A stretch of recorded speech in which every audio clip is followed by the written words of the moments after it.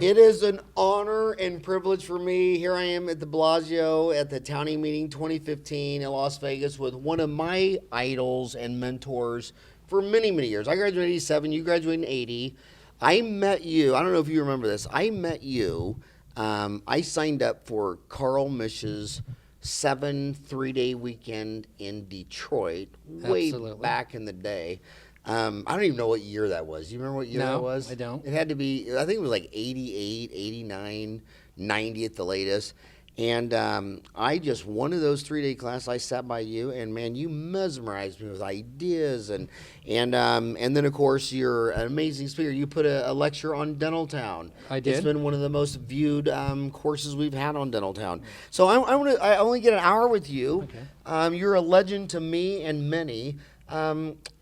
Next month, 5,000 kids are going to graduate from dental school. And there's 2 dental schools in my backyard in Phoenix. There's AT Still in Mesa, and there's Midwestern in Glendale. And seriously, I know a lot of these kids, they're scared.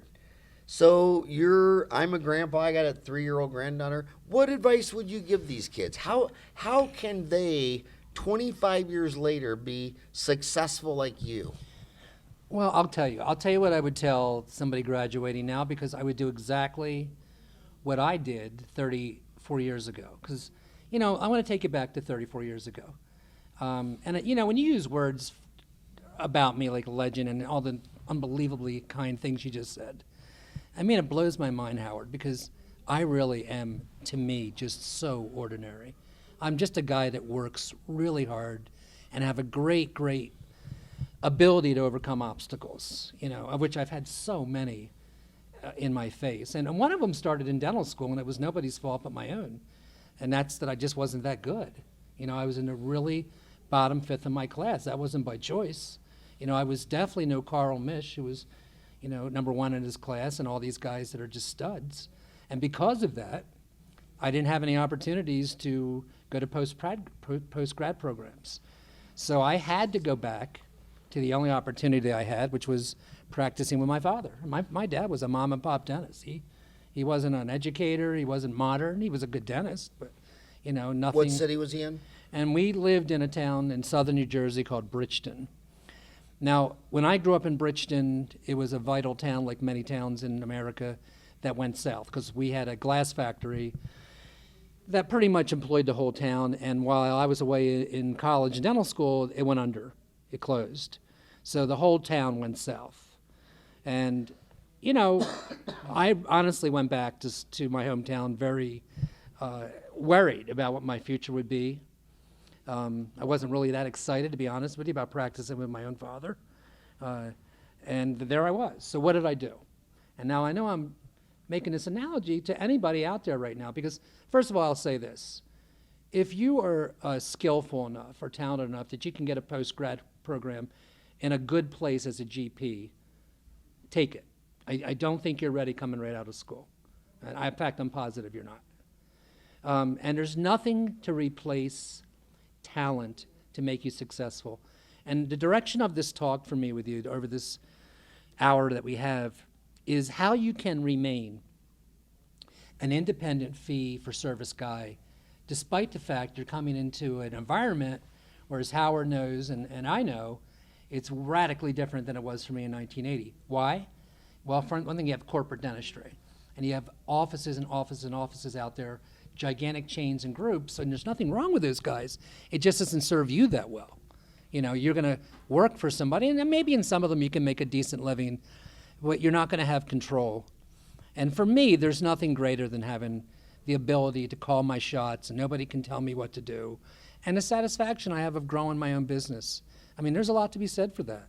So I'm going to encourage you to take a road that's going to allow you to be an independent solo owner, unless you have the personality where you want to be in a group practice. And I'm positive that my blueprint works today as it did 30 years ago.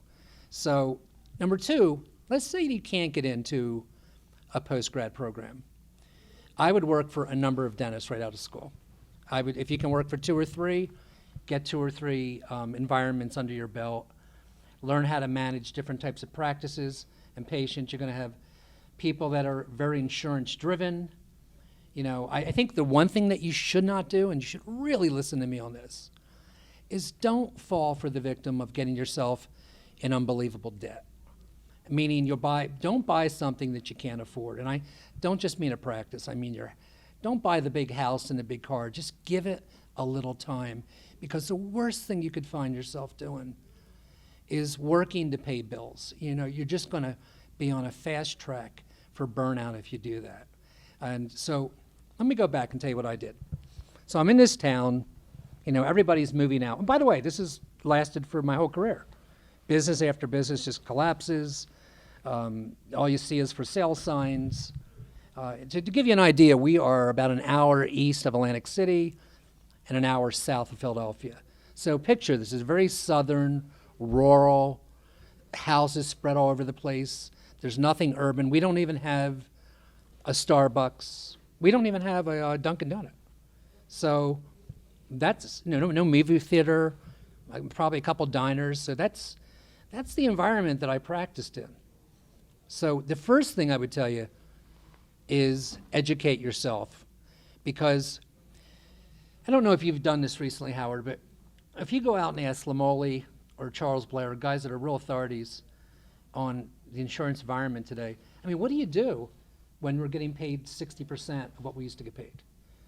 One of the answers is you work harder and you just produce more. You know, you work 50% harder or 25% harder, see more patients per hour. I mean, that's not what you guys signed up for. I'm quite sure of it. And so I want to give you my practice today, and I'll tell you how to get there in a second.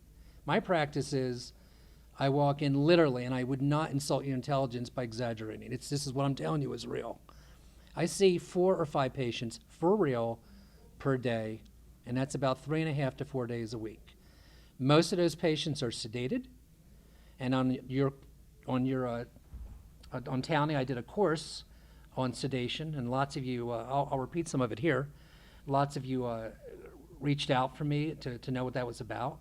See, the thing is this, the only way to beat the insurance companies is to have a skill and a talent that people will go out of network for. I want you to think about that. The worst thing you could say in your office is, we don't take insurance. You do take insurance. You take their insurance, they're just going to get paid less by coming to you. So will some people do that? Absolutely. Everybody that comes to me goes out of network. They're going to get paid, they're just going to get paid less. So what is it I do that makes it worth it? So what is it you could do? Well, think about the skill sets that you could add right now. You think that becoming just an amazing restorative guy is going to get people flocking to your door? No. How about endo, ortho? Absolutely not.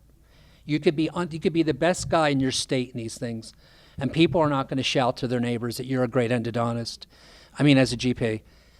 Well, by the way, the most remarkable thing about you coming out in 2015 or 16 is as follows. I want you to think about something. If we were physicians, you guys, if you're an internist and you're having a bad year, a couple years, you can't take a online course or a continuum in cardiology. That's not how it works. But we're in a profession that is so amazing because you can do it. I mean, think about this for a minute. One of the best implantologists in the world, the most renowned one for sure, Carl Misch, is not an oral surgeon. And he's not a periodontist. He is a prosthodontist.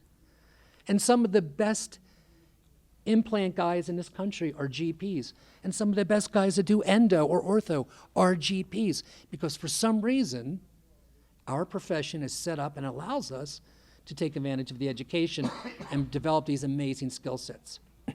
But the skill sets I'm going to tell you to go after are as follows, because they're a perfect merge for one another, a perfect match. And one is the skill set of developing an oral sedation practice. So let's say you got 2 years under your belt and you have the opportunity to purchase a practice. First of all, I'm no expert, I'm not going to try to be on purchasing practices, but you certainly want to purchase a guy's practice that you're better off purchasing a mom and pop practice than a practice like mine. Mine would not be a good practice to buy. Why? Because I restored everybody. You wouldn't have a lot to do. You want the guy that's been doing 5 surface amalgams, That's the practice you want, where 75% of the patients have some type of soft tissue disease. I'm not kidding. That's what you want. And you should really wait for that opportunity before you go out and purchase the fancy-dancy practice. I would not do that. And by the way, when you purchase that practice, I know we're off on a lot of tangents right here. Is this okay? Absolutely, you're Okay. doing great. All right. But can I just add one thing to what Add you anytime said? you want, yeah.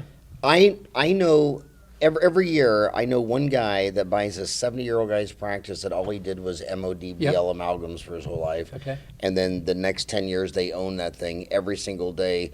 2, 3, or 4 of his MODs break, and they Right. come in and do a $1,000 crown.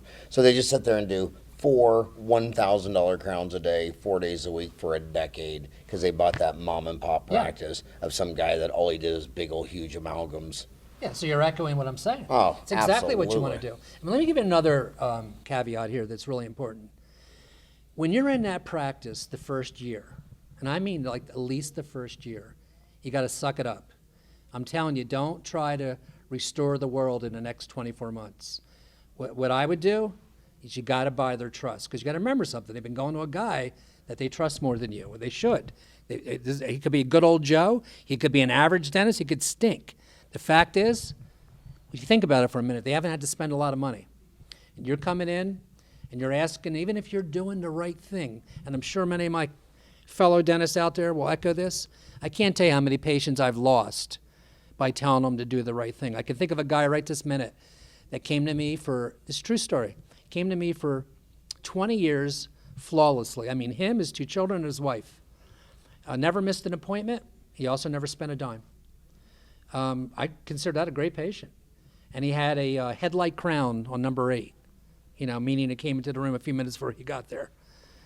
And it broke to the gingival margin. It was endo tooth. This is before me. He had this crown even before me. And it was a clear case of an implant. Never saw the patient again. Did a treatment plan. Did it just like I would for anybody else. Some people are going to leave you always because of money, and you can't let that dictate your philosophy of care. But going back to buying the practice, what I would do is I would introduce myself. I'd ask them how their mouth feels. If they tell you it feels fine, that there's no problems, unless it is glaring, you have to soft tap this first and maybe in second recall until they trust you. You will never, ever stop thanking me for that. Because if you go in like Rambo, and I understand it, you're staring at a MODBL GFT amalgam, and bam, it's just begging for a core and a crown, or they got early soft tissue disease. Look, if they got radical pathology, if they have periapical disease, and by the way, a lot of these patients have never had x-rays, and a full set of x-rays in the last 10 years, that's one thing I would do. If you lose them after asking for appropriate diagnosis, then you lose them, for a diagnostic material. But that would be my approach. And then once you get their trust, you slowly build, and you probably would start that with their soft tissue health, because it's an easy thing to explain, and it's also something that has effects on their other systemic organs and stuff. So it's a real good way to approach it. Why I'm on this, I want to tell you about something else, because it's all just merging to me right now.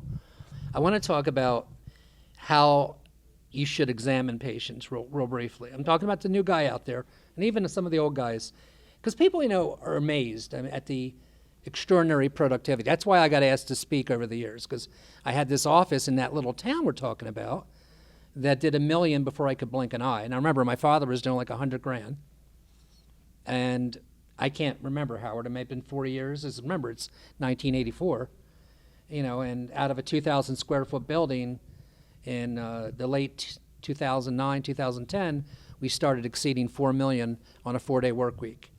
In that same town, by the way, a town ranked by USA Today as the second worst place to live in the United States. Look it up, Google it, you'll see it.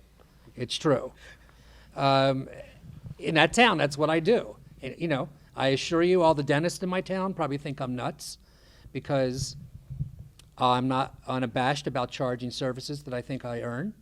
I don't mind giving you details. Everybody knows I'm about the truth, and I keep it real. So I've been getting $1,450 plus a core, 50% of the time, which is $350. So let's say $1,800 for most of my crowns for the last 8 years. I haven't raised my fee on a crown in 8 years because I was so ahead of the curve to begin with.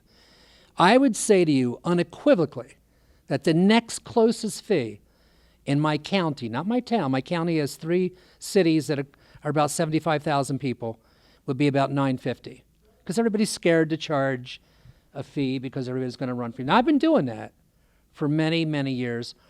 And if you ask what my reputation would be, I would say my reputation is that I'm a really high fee guy. I'm really expensive is what people would say, but he's really good. And I'll take that reputation. And I've said over the years that I've been teaching and speaking, the really rare combination to find that works, and it's so ridiculously obvious that I feel funny saying it. You will find a lot of guys that are great clinicians that have no personality. You'll find guys that are great clinicians that have a horrific staff, a staff that doesn't want to be there, a staff, there's bickering amongst the staff, a guy that has an outdated facility or that it's not clean. It is rare, or you'll find somebody that has a Taj Mahal and no clinical skills.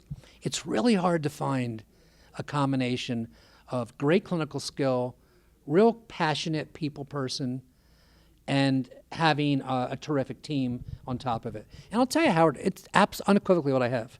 I mean, I've had bad hygienists, so I know the difference. I've had bad front desk people. I've had people that it's all about me, and every time I want to ask a staff member to do something extra, how much am I going to get paid extra? You gotta. It's a journey. You can't expect it to develop overnight.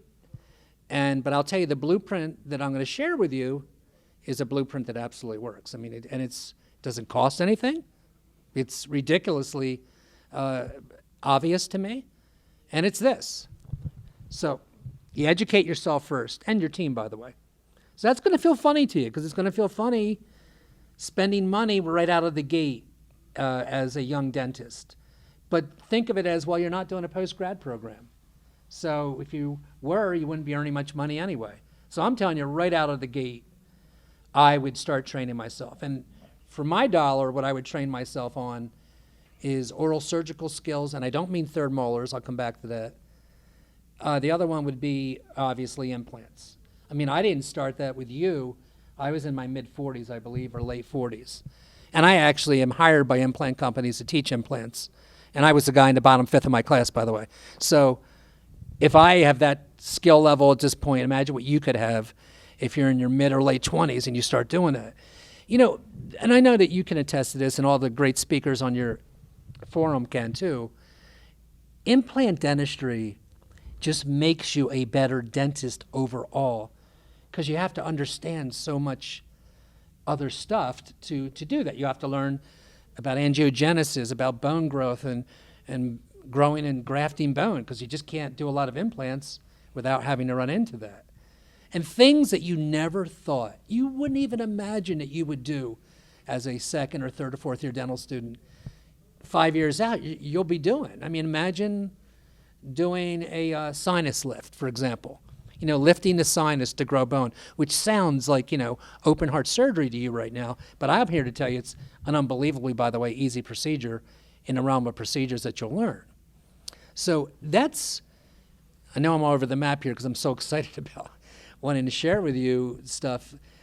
So you're investing in yourself first. Okay, so that's a given. And when I say that to you, let me tell you what I used to do, because I remember it vividly. I swear to you, I used to treatment plan my year educationally. I remember doing it. I don't do it anymore.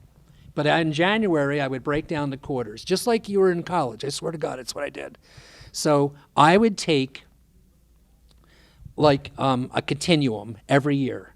I went, by the way, I went to Frank Spear and John Coy's office 22 times over a period of 10 years. When they were together. When they were together and when they were apart. I went to them when they were together. You're right. They used to give 2-day courses. And by the way, it's really important that you ask around about who should you learn from, because there's a lot of people to learn from, and there's only so much time you can spend. So what do you want? Of course you want somebody that has the most bang for your buck, and somebody that lots of other people swear by. I'm saying that to you because obviously the Spear Institute is probably, one of the world leading places today for basic restorative dentistry. But there's many others too that, that are excellent. You can't take them all. But I would every quarter treatment plan what I was taking. And I did and paid that. By the way, if you pay the courses ahead of time, which I know you're right out of school, it's a little challenging for you, you won't not take the course. So I would put a deposit on it, and I would take a continuum. I think he had like 12 continuums when I did. I'm talking about Spear. So I would take like 2 of those a year, which is 2.5 days. I know I went to Seattle 22 times, for one thing. And then implant dentistry is the same thing. You're going to start with a mentor, whether it be Carl Misch or the boys down in Atlanta, the Salama brothers. There's some really good places to start. And I think you should be taking 3 or 4 courses a year, and if you certainly can do something for the whole team, like, dental town meeting or something like that, you will become an extraordinary clinician and owner of an office because very, very few of your colleagues do that. And let me explain something. Online courses are wonderful, but when you're here in person, I know it may cost you $5,000. I know it's a big thing to bite. You just learn so much, like in the lunch breaks or, walking through the exhibit hall, just even clinical little tips, that you're getting. So I'd really encourage you to make the educational part of your year an absolute commitment, to yourself and at least one for your team. And that's what I did, by the way. And I don't think it's an accident that my teams were with me. And I have a team of 20 people now, and they've been with me an average of 18 years. So, I'm certainly pay them well, but I can promise you money's not the only thing that's going to keep them. Let me tell you what will keep people with you. Your attitude. And people don't want to work with a guy that's an SOB. And if you're an SOB 51 weeks a year and you take your staff out on the week of Christmas with a limousine and you give them a $100 gift card, just send it to me next year because you're wasting your money. That just doesn't work. You got to be the guy that they don't feel terrible about on Sunday night knowing they're going to see you Monday through Thursday. And think about it, it just makes sense. Some of you are born leaders, other of you can learn to be leaders, but nobody wants somebody that's an SOB. And if you practice under the realm that I'm going to try to get you to, there'd be no reason for you to be an SOB because you're going to be loving life. So you're educating yourself. That's exactly what I did in the early 80s. One of the skills you want to get down is oral sedation, and I'm going to explain to you why. First of all, there is no skill set. You hand people pills and they take them. Where's the skill? The only skill is keeping it safe. Now, if you go back to Dental Town and look at my course, or if you reach out and contact me, or both, I'm pretty sure it's in my course, Howard, I give a combination of Benadryl, Atarax, and triazolam. I don't know anybody else doing that. I didn't invent it. An oral surgeon gave me that idea from down in Alabama. It's a cool story, by the way. This guy came to my office, taught me oral surgical skills over the last 10 years. I never went to his office, but I coached him at dinner, and I would coach him over the phone, and we took his practice from 700 to 2.7 million. And the guy, when I met him, was 68, by the way, and was burned out. And he was losing his number one assistant. And I remember getting on the phone. If he's watching this, you know who you are. I got on the phone and talked his assistant of 17 years, whatever it was, out of quitting. And she stayed with him another 17 years. She just left just now. But during that time, we took his practice as to what I just told you. So the first thing is oral sedation. Let me tell you why. Because your skill set as an implantologist will not be year 5 what it is day 1. You'll be better. But your skill set as an oral sedation dentist will be as good as mine the first time you do it. Because as he indicated, there is no skill, except keeping it safe, which I'll talk about briefly. So we give them the pills. We do not charge them.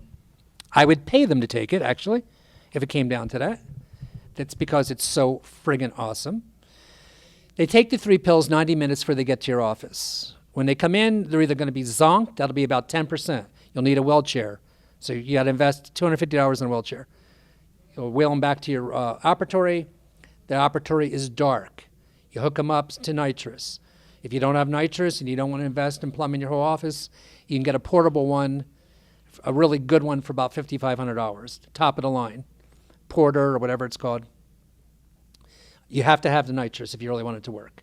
If they are zonked, meaning literally sleeping, when I said that'll be about 10%, you put them on 100% oxygen just to keep them safe, and you got them hooked up to a pulse oximeter.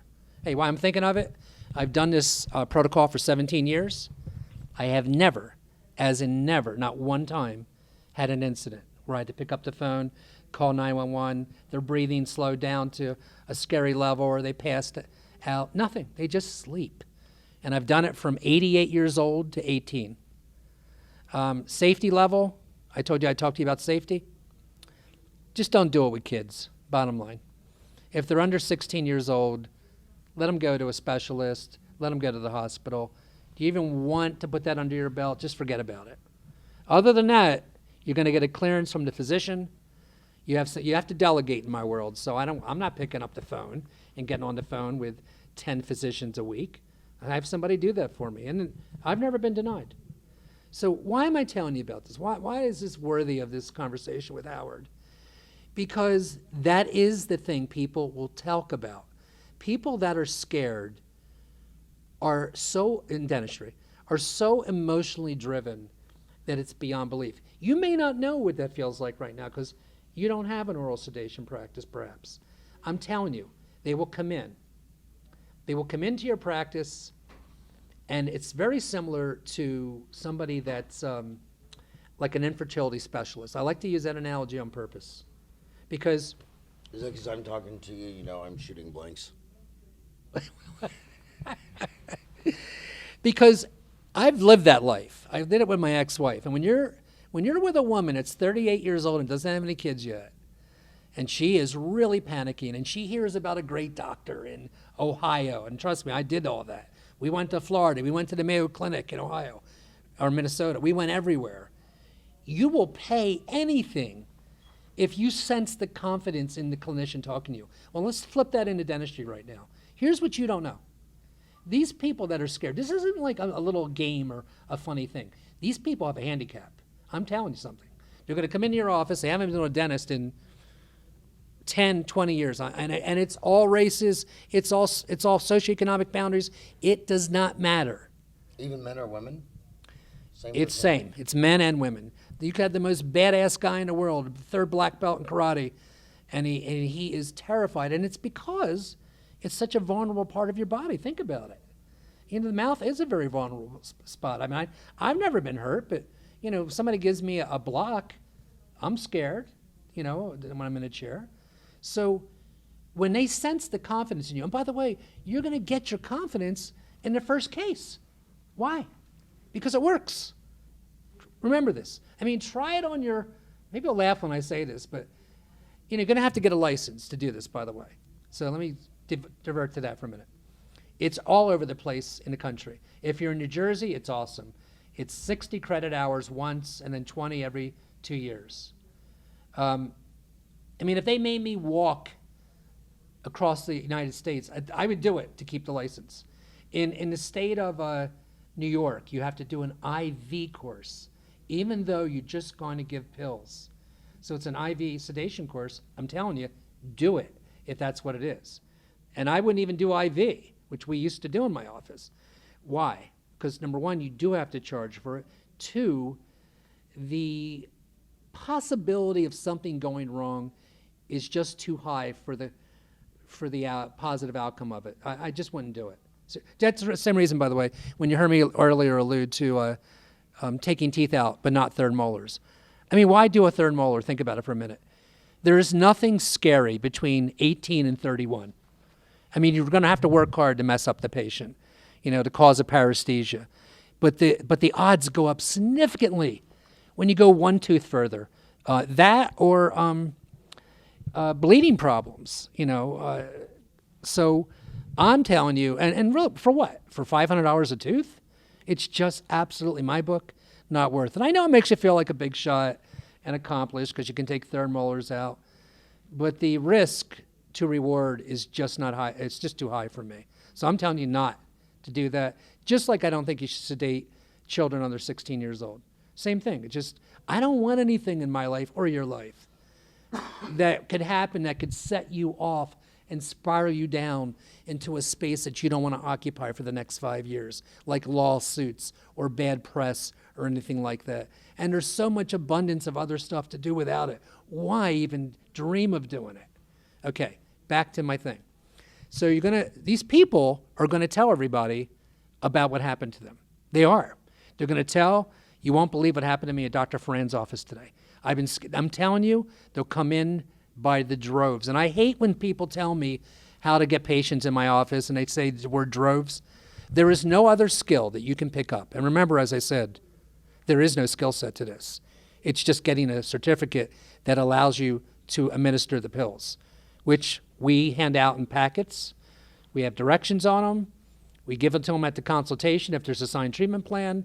They sign a consent that I'll fax you if you want it, that says they can't drive, and before or after the visit. It lasts about 4 hours. I didn't finish telling you about the other percentages. So people come in zonked. 80% are going to come in. 10% will come in wasted.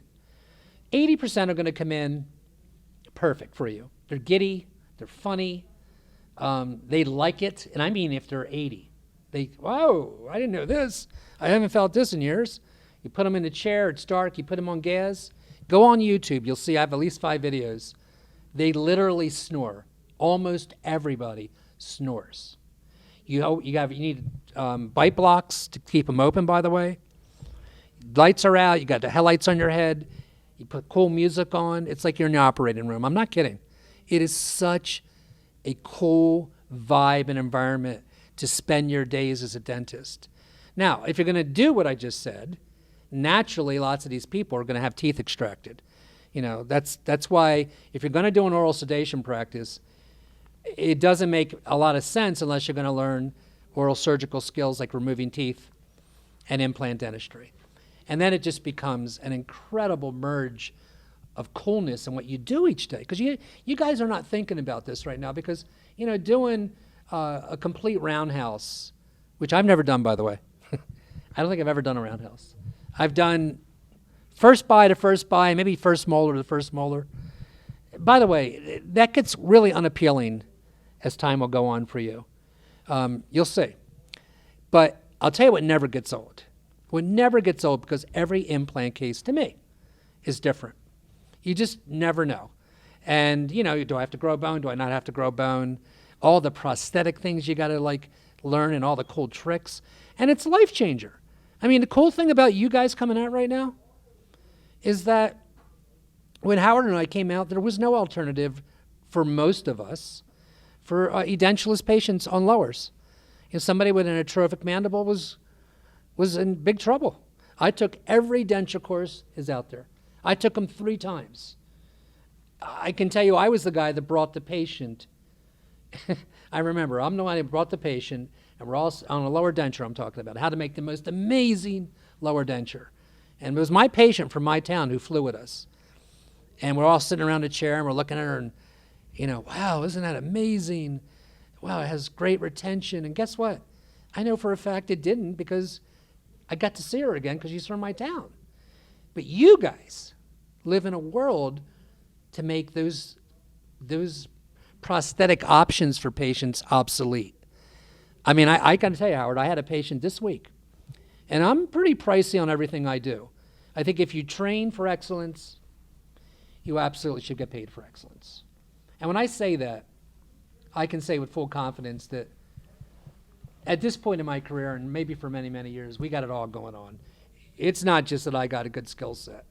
It's I got people at the front desk that get it, that understand, that remember and to connect to patients and understand the importance of returning phone calls in 1 hour with a solution to people, because that's the number one reason you're going to lose patients, guys, because you don't get a call back. That is the number one reason you lose patients, and it's the number one reason you get new patients, because they couldn't get into their dentist. So You got to have protocols for things that matter. And while we're talking about protocols, let me tell you two other things that matter. One of the reasons I have such extraordinary case acceptance, and you got to remember when I'm telling you this, it's in that town, right? I'm not in Philadelphia or Cherry Hill, New Jersey, which is a nice suburb of Philadelphia. I'm in southern New Jersey, where probably the biggest employers are migrant farm workers or, fishermen, retired farmers, a lot of prison guards. I'm not kidding. That's who comes to me. At this point in my career, I've been around a long time, so I guess whoever somebody does come to me, I got professionals as well, but the bulk of people that come to me clearly are blue collar, no doubt about it. And so these people come in.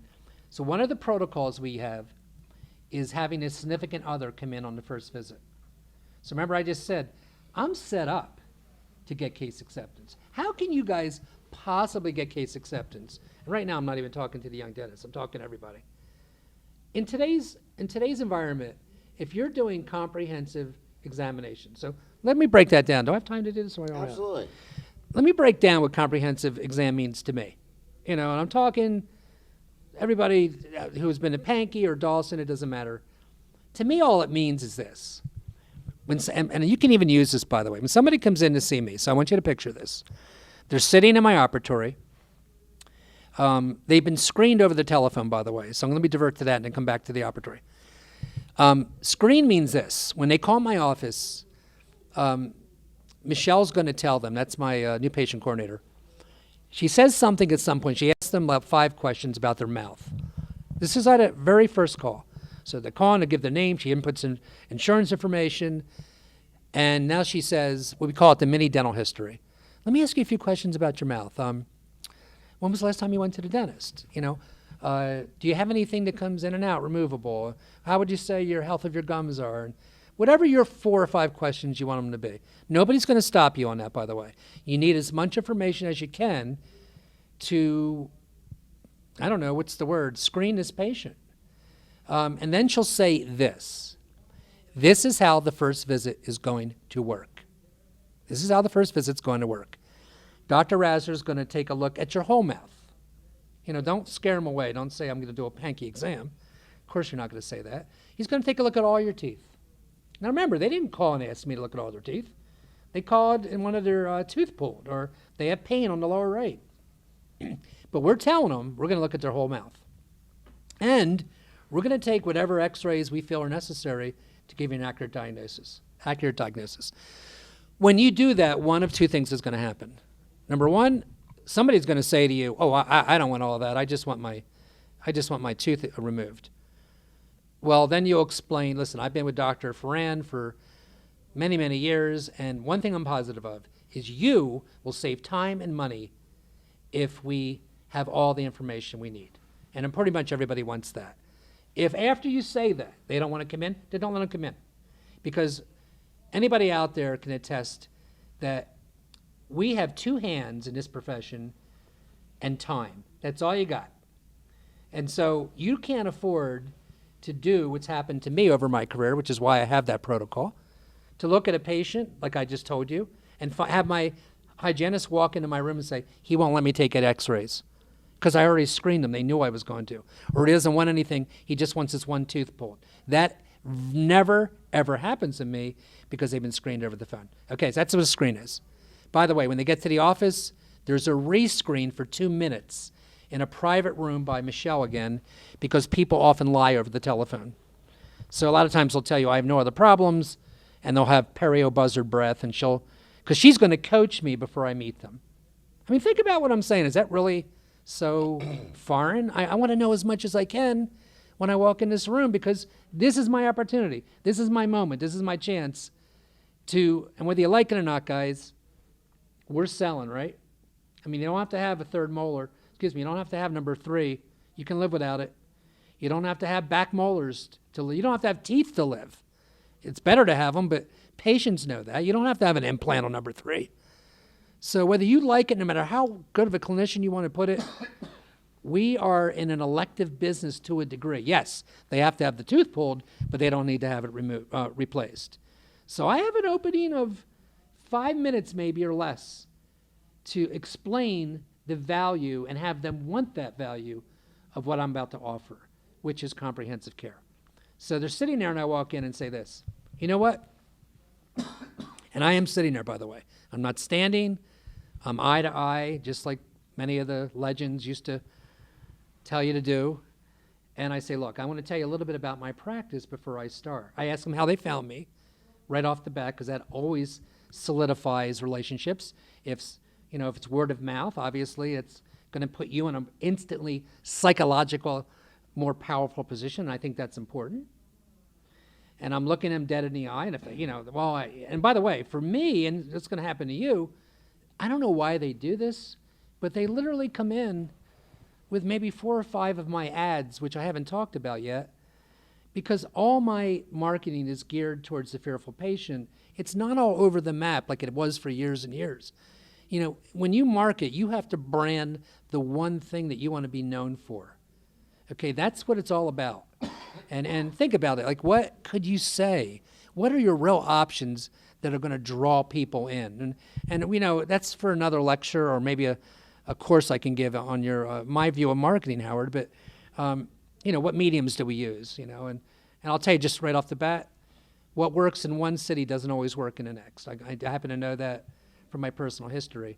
But I do know this: whatever your medium you're using to talk about the service and your product, meaning your skill in your office, you have to identify the one thing you want to be known for, not a million things. And if you think about it, what could be better than sleep dentistry or pain-free dentistry? And I don't mean making an ad about catering to cowards. I mean something way more sophisticated than that. And that's what, and people will come in with 3, 4 of my ads tucked under their arm and say, I've known about you for years. I finally got up the guts to come to you. And I said, well, let me tell you a little bit about my office. I believe the most important skill I could have is something I call what to do when. I'm telling the patient this. And I'm telling their spouse that's sitting in the chair next to me, same thing. So they're sitting in the dental assisting chair, my patient's in the dental chair, and I'm looking at them just like I'm looking at you right now. And I'd say, so I want to tell you what I believe in. A lot of philosophies I've developed over the years, but one of them's called what to do when. I'm saying it just like this to the patient. And let me explain to you what that means. It means no matter what you're telling me the reason, I'm telling the patient this, no matter what reason you came to me, you don't like your smile, you broke a tooth, you have pain on the lower right, I'm going to look at 5 things before I'm allowed to tell you what to do. And then I'm going to ask you one. Here's what they are. I'm telling the patient this. First thing, I'm going to look at the health of your gums. Do you know why? Because 1 out of 5 people in this country have no teeth in their upper or lower jaw over the age of 60 because of gum disease. That's how prevalent gum disease is. So if I can stop you from that, how can that not be number 1 on my list? I hope you're with me right now. This is exactly how I'm talking to my patient. Number 2, I'm going to look at all your teeth. Every one of them. Why am I going to do that? Because teeth are unlike any part of your body. They don't have to hurt if something's wrong. And I notice you already have 2 root canals in your mouth. Those root canals didn't start the day you went to the dentist. They started months before. So wouldn't it be better if I could fill your tooth instead of root canaling it and capping it? I mean, it'd be better to the tune of at least $1,000. You hear me? That's how I'm talking to my patient. Then I say, I'm going to look and see if you have any missing teeth. And is that even an issue? Now, mind you, I've been coached by my Michelle, new patient coordinator already. So I might know that missing teeth is already an issue to them. But I'll still say that. 4, I'll look at your bite to see if that's got anything to do. So let's say they came into me because they have a crown that kept popping off from their last dentist. As soon as they say that, I'm either thinking insufficient tooth structure or you have a bruxing problem. Okay? So, and they usually know if they have a bruxing problem. So they think and connect to you as you know what I'm doing, by the way? I'm explaining to them that I'm doing a full comprehensive exam without saying it and the value of it. So it's never like weird to them. And why would I make a big deal of this? Why is this even something I have to explain? Because almost none of your colleagues do it. Those of you on Dental Town, you think you're the norm? No, you're not the norm. The norm doesn't take courses. The norm fulfills the requirements because they have to keep their license. The norm is burned out. The norm is in debt and working to pay their bills. You're not the norm. And you should take advantage that you're not the norm and ride it out to the maximum of your potential, because you have so much more than a guy that's burned out. I mean, I hope I could reach that guy as well. So back to what I was saying. That's why you're doing it, because what's happening to these patients in their dental careers is they're walking into an office and they're walking into a burned out front desk where they walk into the room and, the receptionist points sit down, I'll be with you in a minute. Just like you're treated, by the way, at some physician offices. Same way. And that feels real value, right? In my place, by the way, and it means jack squat if your work doesn't work, they're walking into my reception room, which isn't beautiful, but it's got a refrigerator full of not just water, apple juice, grape juice, orange juice, and every single day there's either fresh fruit with toothpicks in it or cut up cake that we got from somebody made. I mean, like banana bread or something. And it's clean. And they're looking at somebody that's got a smile on their face that is waiting for them. Again, it means jack crap if your work stinks. But if your work's, kicking it, how could you beat that combination? And we're not walking into a packed waiting room either. And I got a computer in there if they want to go online and just all this kind of stuff. So back in my operatory. So remember, I told them I'm looking at their gums, their teeth, their missing teeth, their bite. Finally, I say, and I'm going to look at your smile. And if that's important to you, then it'll be important to me. Understand how I said that. So they're suspicious of a lot of us, by the way, and you know that. So I don't want them to think that I'm going to want to veneer their whole mouth or, get in their pocketbook. I'm coming off as I'm saving you money by taking a very thorough approach. And you are, by the way. How many times have you guys seen, or you will see, a root canal and a crown on number 31? There's no number 30 or 29 there, and it's almost at a 45-degree angle. For what? Why did you do that? Because you wouldn't have done that if you had examined their whole mouth. Sometimes the best thing to do is get rid of the tooth and maybe put an implant in the position of 29 and 30 instead of trying to save 31. So that's why you're taking them through this. And then I said there was one thing else I say. Here's the last thing I say. I say, and then the last thing I'm going to ask you is, what do you want? I mean, what do you want? You came in here today, you're nervous, you told me. You know you have multiple missing teeth. Tell me what you would like if you could have it. And so that's I called sharing my philosophy of care. And I got to tell you, I mean this. I have never said that and not connected with somebody. Never, not once. Never had somebody look at me and say, why are you talking about all this? I just want my tooth fixed. Never. And you got to remember, I'm talking to people that really aren't sophisticated. I mean, I don't want to be mean about it, but they're not. And Howard, I've had people with, if you just judge them by their clothes, I mean, torn sneakers and certainly no sense of style of whatsoever on them. I mean, they look poor, to be honest with you. And go for treatment plans I would have never, ever dreamed. Look, I don't care what, by the way, I also tell a patient this. I like this. So I have a book. I'm not here to sell my books, but it's called The Blueprint for the Extraordinary Practice. And in it, I have a chapter, what I call raps, like a singer raps. Well, my raps are like, I got a rap for the new patient. I just shared it with you a minute ago to do the comprehensive exam. And I have a rap called Less is Best, by the way. But the rap, I forgot what I was going to say. About your book. When did that book come out? A year ago. I got to get it on your... if you have something where I can advertise it, I got to get it on it. It's a compilation of everything I know, by the way.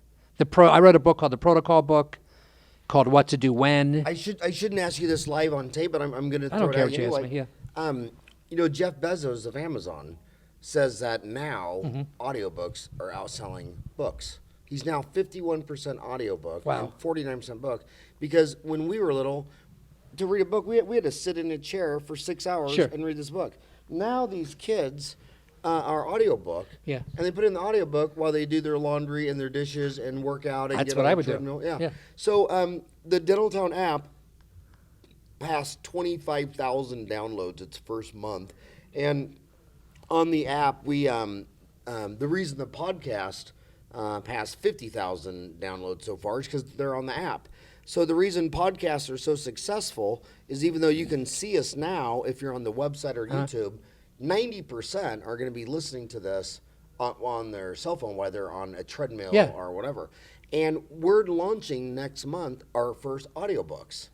And I can't think of anything more cool than to debut our audiobooks with your books. Oh, I'm doing it. I would love it if you would get in a sound book. I mean, you can send us the books and we can hire a professional reader to read it. But you're such a dynamic speaker. I think you should. I wish you would read your own. Books. I'll do it. And that's no money, no cost. Hey, how candid is this? It's all pretty free. Cool. But I guarantee you this, Doc. Yeah. If you put your audiobook on there, dentists from every single country on earth will listen to it the first day. Well, I got some cool stuff to share with you. I'm not kidding you. I mean, look, this started out with Howard asking me, what would I tell the 5,000 students graduating next year? And we got into this whole history of how to be successful in dentistry, and I'm glad it went in the direction it went. But everything you're hearing from me, I want you to remember something, and not to discredit guys that don't have this. I'm a full-time clinician, man. I mean, I'm full-time. I'm working Monday. And everything you hear me say to you is from my day-to-day experiences. My protocol book, called What to Do When, is what that really was. I got tired after 20 years of not knowing what to do when. My hygienist looked at me, my patient's 20 minutes late. Should I see her? You guys can relate. My out-of-town patients, right? Do you love it when an out-of-town patient comes to you? They moved away an hour, and I got people to come to me 3 hours. Do you not think I want to know when their crown's loose coming in for the hygiene visit before they get there? The worst thing you could do is, oh, you mind coming back? I mean, and then you got to squeeze it in your day, and you're going through all that kind of stuff. So the protocols came from that, everything. Like, how do you start your day? I got tired back in the day. I wanted my processor. You don't need to do that anymore, but I do want my computer's up and running. I want to make sure all my equipment's working. I call that the ready to work protocol. So I do everything in that book was stuff. I wrote it down for me, not to sell it. And after about 1.5 years, 2 years, I had, hundreds of these protocols. Like, what do you do when somebody calls and it's a loose crown? You got to ask certain questions over the phone. How about somebody wants the opening appointment in a day? Do they get it?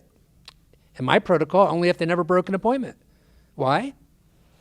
Because you can't fix the opening 8 o'clock appointment break, and you only have 8 hours a day. And hygiene, by the way, is the most predictably profitable center in your office, meaning if somebody's in hygiene and you fill that schedule with 8 patients that day or whatever it is, you are positively going to be unprofitable.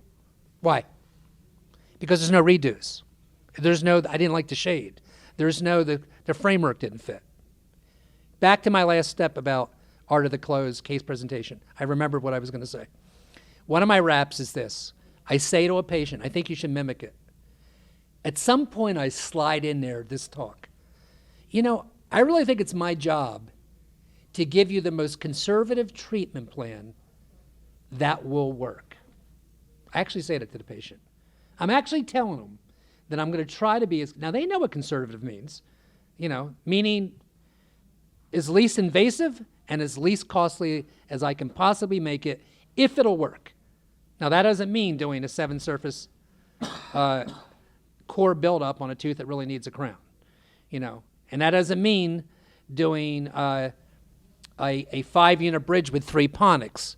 That actually excludes those things, because the operative word is what will work. Anyway, I could go on and on with this, but I'll let you throw it back to you. I think what you're saying is amazing. I want to pick you. I only have you for 5 more minutes. So you mentioned that so these kids are probably wondering. Okay, you said to learn restorative. You said there was spear. Yep. And there's Coise, and now those guys are. When we took them, they were together. Yeah. And I can remember taking them together. Is there anybody else if you're on West Coast? There's Bill Strupp. Do you recommend Bill Strupp? Well, you mean on the East Coast? Yeah, on the East Coast. Oh, Bill Strupp is hands down a guy you should see. I mean, first of all, he's lovable. Yeah, I I'm love telling that you guy. guys, you remember me telling you this. You know why? I'll tell you why he's lovable. He makes you feel valued. He makes you feel that you can be, I hope I do that, by the way. I try to emulate that. He makes you feel like you could do exactly what he does. Like it's not exclusive to Bill Strupp's hands, you know? And the high self-esteem guys that I love the most is anybody can go up there who's 50 or 60 years old and cherry pick their 10 best cases and make you feel like you're an idiot and they're a god. And Strupp has such high self-esteem. I remember him making me laugh so hard I was crying because when we got out of school, the cosmetic revolution was brand new. Right. And they told us that these new all-glass Dicor crowns, and we could cement them with Duralon. Yeah. I paid money to learn that at Yeah. UMKC. And so Bill and I, we did these. Guess what percent of them broke and had to be replaced I think it's for extraordinary. free? What is it? 100% of them. 100% of them. And Bill is so great because he's in Clearwater, Florida, which is just north of Sarasota. And I love the guys that can go out there and say, you shouldn't do this because let me show you this nightmare that I did with my hands. Exactly. And when they can show you they're a failure, then they can relate to you that you're a human because we've all had failures. I remember just 5 years ago, I was looking at a PA of a root canal, and I told Jan at 28 years, I said, that has got to be the worst root canal I've ever seen. What the hell do you think what do you think they were trying to do? Yeah. And she said, Howard, you did that in 1987. And I was like, oh my God. That's fabulous. And you're thinking, I'm 52. I'm like, at 24, I did that. Uh-huh. And that is one reason why you should get more training after school because you don't want to see all that. But by the way, so that was restorative. Yeah. You talked a lot about implants. What implant training would you recommend? Okay. Well, here's the, I know you guys can tell that this interview is about as candid and real as it gets. So what I'm about to say goes with that. By the way, Strupp did my teeth, and I paid him for it. My back 8 teeth. That's how much I think of Bill Strupp. So yours is all gold then? I got gold on the second molars and all porcelain on the first. He just did all it. gold. Yeah, did you? And the difference is if you're short, fat, and bald, and ugly, you just go all gold. Stop. But if you're good looking like Dr. Rasner, you'll put some porcelain on there. Oh, yeah, you're too kind. No, and lying.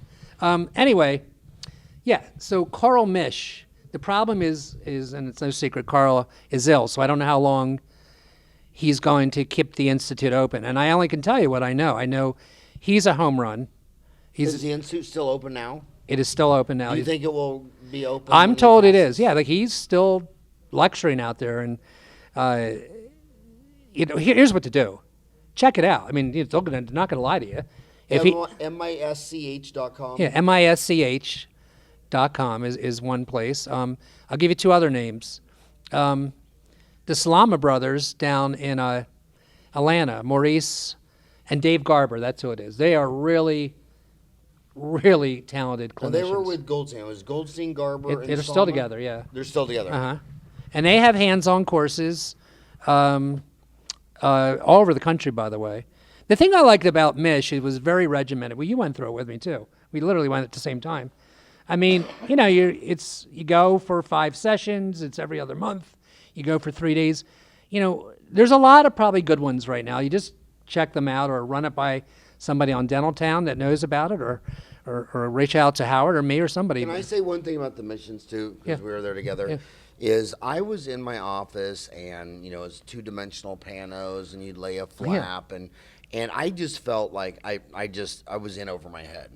And then you would go see Carl lay somebody down and just like make an incision from retromolar pad to retromolar pad and fillet it all open and place like 8 in the lower and be done in like 30 minutes. And so for me, it was you're trying to learn chopsticks on the piano, and then you go watch Beethoven, and it somehow numbs you.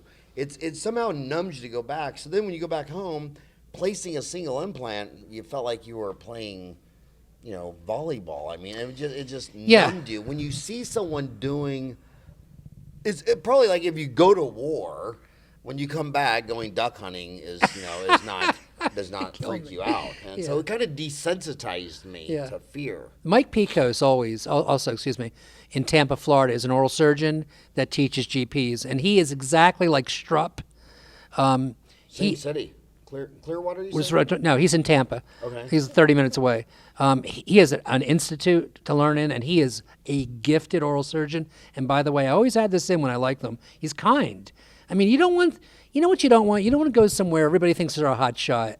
Have you ever been in a course like it seems everybody knows more than you do on the first day? I always feel that way, actually, but that's not what you want. You want to feel really free to ask the dumbest question you think's the dumbest question and not feel dumb when you ask it. What's his website? It's P-I-K-O-S. Just Google it. Mike Picos, oral surgeon, Tampa, Florida. Unbelievably gifted. Has a team that's gifted. And again, when you're in his courses, I remember me telling you this, because that's what's the cool thing about learning. When you're in the courses, like next year is going to be an endodontist everybody's learning implants. The next guy's going to be a prosthodontist. There'll be periodontists and oral surgeons, and there'll be a handful of GPs ready to be superstars down the road. I'm telling you, it's your ticket to remain independent. And we are out of time, and I just want to end on one note is you named a lot of great clinicians, and if you had asked me who's the greatest clinician that I know, it wouldn't be Strupp or Picos or Gordon Christian. It'd be you, my man. Aww. You are amazing. Thank you. Thank you for an hour of your time. Thank you, Howard. All right. See you guys. Thank you very much.